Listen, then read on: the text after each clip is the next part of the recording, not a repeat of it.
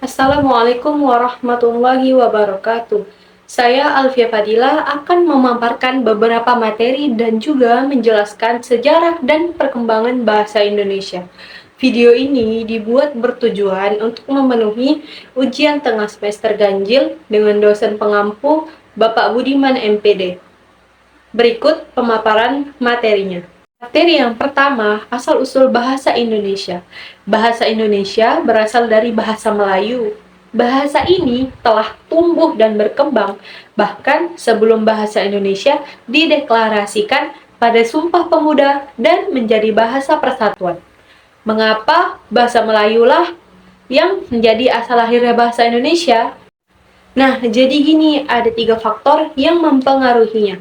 Yang pertama, bahasa Melayu sebagai lingua franca. Bahasa Melayu sudah digunakan sebagai bahasa perdagangan sejak zaman Sriwijaya. Bahasa Melayu menjadi bahasa yang dapat dipahami dan digunakan dalam perdagangan oleh berbagai suku yang memiliki latar belakang bahasa ibu yang berbeda. Sehingga bahasa Melayu menjadi lingua franca dalam aktivitasnya. Dengan begitu, bahasa Melayu menjadi cepat tersebar ke berbagai daerah Nusantara. Faktor yang kedua, bahasa Melayu berbeda dengan bahasa lainnya. Dari segi strukturnya, bahasa Melayu tidak mengenal strata sosial yang biasanya dipakai oleh masyarakat Jawa, sehingga kepraktisannya membuat bahasa Melayu lebih diterima dibanding bahasa lainnya. Faktor yang ketiga, untuk mengatasi perbedaan bahasa yang ada di Indonesia. Dipilihlah salah satu bahasa ibu sebuah suku, yaitu bahasa Melayu. Karena bahasa tersebut telah dipahami di berbagai daerah di Nusantara sebagai bahasa perdagangan. Terjadinya perkembangan bahasa Indonesia disebabkan oleh beberapa faktor. Faktor yang pertama ialah waktu. Perkembangan bahasa di Indonesia terbagi menjadi 3 fase. Fase pertama disebut masa prakolonial. Pada masa ini terdapat beberapa bukti tertulis mengenai bahasa Melayu tua yang ditemukan pada beberapa prasasti.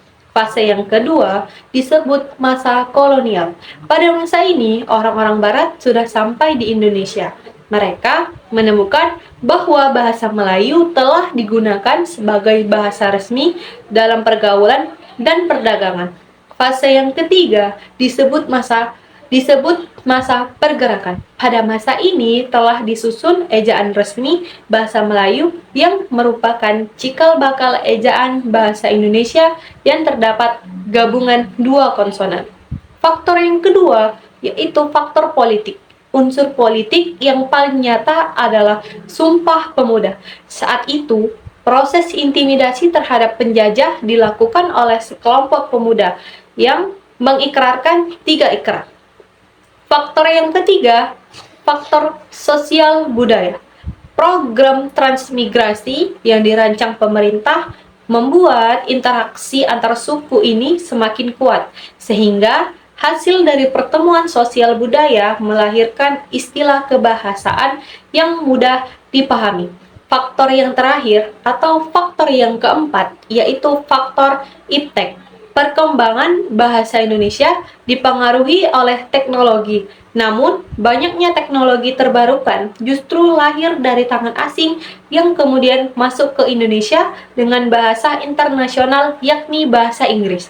Hal itu tentu saja menjadi tantangan bagi para ahli bahasa untuk mencari padanan yang tepat untuk menyebut istilah asing itu. Nah, teman-teman, sejarah tak luput yang namanya peristiwa. Berikut peristiwa yang berkaitan dengan bahasa Indonesia. Yang pertama, dibentuknya pertemuan dalam Kongres Bahasa sebanyak 7 kali. Pertemuan yang pertama pada tanggal 25 sampai 28 Juni 1938. Hasil kongres bahwa pembinaan dan pengembangan bahasa Indonesia telah dilakukan secara sadar oleh cendekiawan dan budayawan Indonesia saat itu. Pada pertemuan kedua, menyempurnakan bahasa Indonesia. Pertemuan ketiga, memperingati Sumpah Pemuda. Selain itu, memperlihatkan kemajuan, pertumbuhan, dan perkembangan bahasa Indonesia, dan juga berusaha memantapkan kedudukan dan fungsi bahasa Indonesia. Pada pertemuan yang keempat, pembinaan dan pengembangan bahasa Indonesia harus lebih ditingkatkan. Pertemuan yang kelima, pada pertemuan kongres itu ditandatangani karya besar Pusat Pembinaan dan Pengembangan Bahasa kepada pecinta bahasa di Nusantara. Pada pertemuan yang keenam, mengusulkan agar disusunnya Undang-Undang Bahasa Indonesia. Pada pertemuan yang ketujuh atau pertemuan yang terakhir, mengusulkan dibentuknya Badan Pertimbangan Bahasa. Fungsi bahasa Indonesia terbagi menjadi dua, fungsi umum dan fungsi khusus. Fungsi khusus yaitu satu, sebagai alat komunikasi untuk dapat berkomunikasi dengan baik. Seseorang membutuhkan bahasa yang mudah dipahami oleh khalayak umum dan disepakati bersama. Fungsi kedua, sebagai alat kontrol sosial, seringkali dikaitkan dengan kepribadian seseorang dalam menggunakan bahasa. Hal ini akan dilihat bagaimana tuturan seseorang yang tidak berpendidikan akan jauh berbeda dengan yang berpendidikan. Fungsi yang ketiga, saat seseorang beradaptasi dengan lingkungan sosial, ia akan memilih bahasanya sendiri, tergantung situasi dan kondisi yang ia hadapi. Fungsi yang keempat, akan sangat sulit seseorang yang sedang marah, sedih, atau bahagia tidak dapat berbahasa. Hal ini akan membuat orang-orang di sekitarnya tidak mengerti apa yang ia inginkan. Fungsi khusus yang pertama, mewujudkan seni. Seseorang mampu menyampaikan perasaan estetiknya dengan pengalaman literaturnya dengan menggunakan bahasa yang medium untuk dituangkan dalam karya-karyanya. Fungsi yang ketiga, mengeksploitasi iptek. Adanya bahasa mampu membuat manusia mengeksplorasikan segala keingintahuannya. Fungsi yang ketiga, mempelajari bahasa kuno.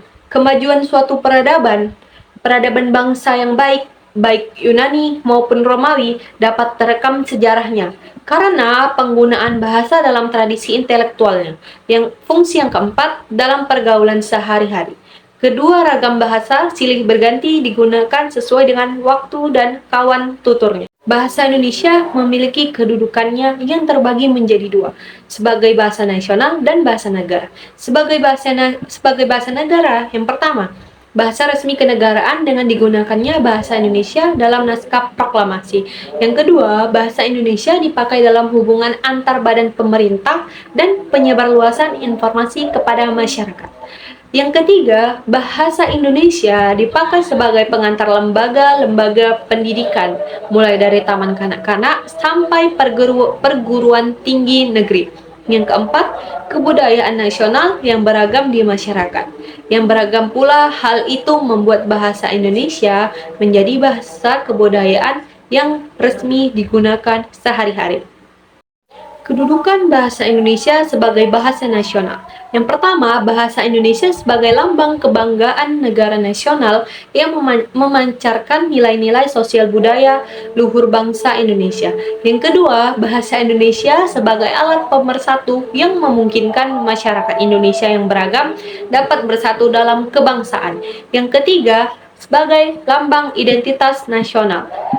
Sebagai lambang identitas nasional merupakan bahasa Indonesia. Hal ini berarti jika seseorang menggunakan bahasa Indonesia, orang akan dapat mengetahui identitas seseorang itu. Yang keempat, dengan bahasa Indonesia, seseorang saling berhubungan untuk segala aspek kehidupan.